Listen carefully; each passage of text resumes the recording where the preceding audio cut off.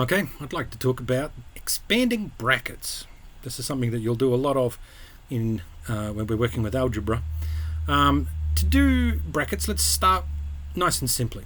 Let's start with only having a term outside of a pair of brackets, and we're going to use the distributive law to be able to work out what's going on.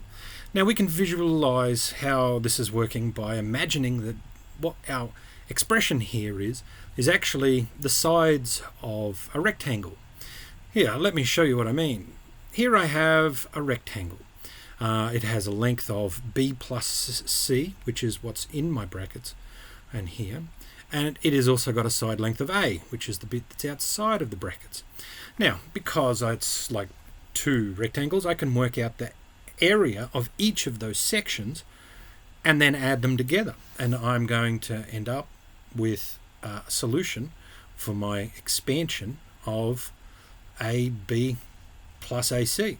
So using our distributive law, we can actually work out expansions pretty simply. Let's have a look at what I was actually doing without having to draw that then. So if you have a look, what I really did is I multiplied what was on the outside by each term inside the brackets. So I'll say it again. Everything on the outside gets multiplied by what is on the inside of the brackets.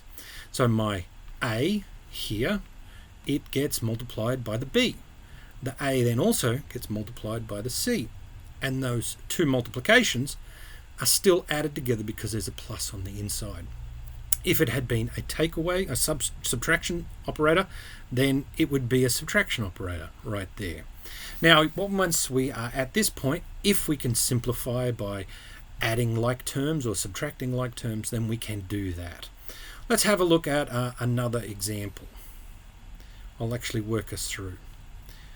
So, here we've got 5x outside of 6y take 6z in brackets. Now, by the way, I often will put a little cross on a z because sometimes when I get a bit excited, my 2's look like z's, and I don't want to confuse you. So that's how you'll know it's always a z. Okay, so let's have a look. Well, we know that everything on the inside is multiplied by what's on the outside. So what's on the outside? A 5x. So if I could visualize what this next line will be, it'll be this 5x multiplied by my first term, and then it'll be this 5x multiplied by my second term. Now, when I go to my next line, which I've written out, you'll see something interesting.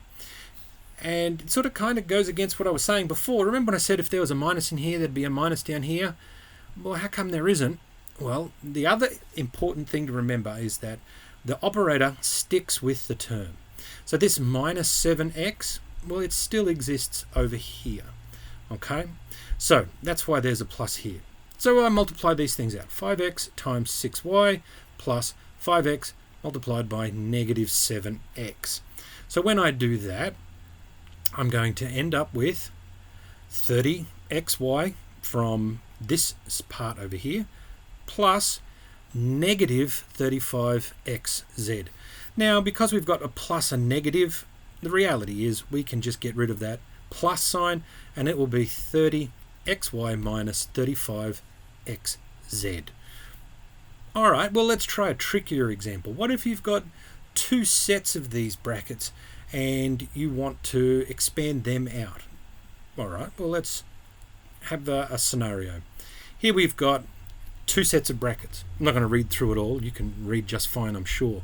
But the process doesn't change. Even though it seems like it's a more complicated question and it's a little more involved, it doesn't actually change the process. Everything on the outside is multiplied by what is on the inside. And we'll do the same thing for this second lot. So everything on the outside gets multiplied by what's on the inside. Okay, so when we do that, we will distribute it out and we will find that the 7 here gets multiplied just by the x. And I've shortcutted so that we didn't go through the long process of where the signs go up here. So the 7y is multiplied by a negative 2y to get negative 14y squared. Okay, don't forget, if there's a y on the outside and a y here, it'll be squared or cubed or whatever it is. Then we have plus, and then I've also used the same distributive law to multiply out this other bracket.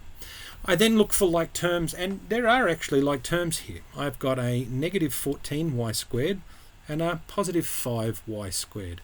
So I can do that. Negative 14y squared plus 5y squared, I'm going to end up with negative 9y squared. And that would be the end of it.